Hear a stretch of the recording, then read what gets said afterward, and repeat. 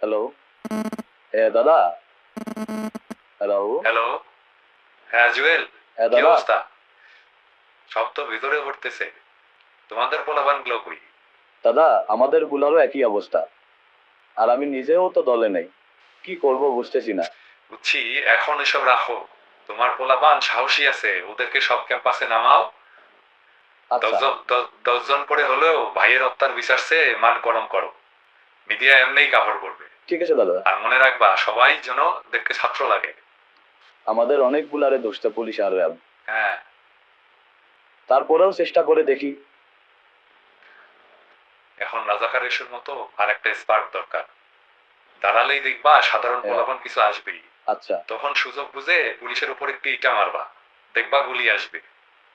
আর আচ্ছা 2টা লাশ আচ্ছা। হলেই হচ্ছে। এখন তো আন্দোলন নাই, যেভাবেই হোক আচ্ছা আন্দোলন তৈরি করো। দাদা,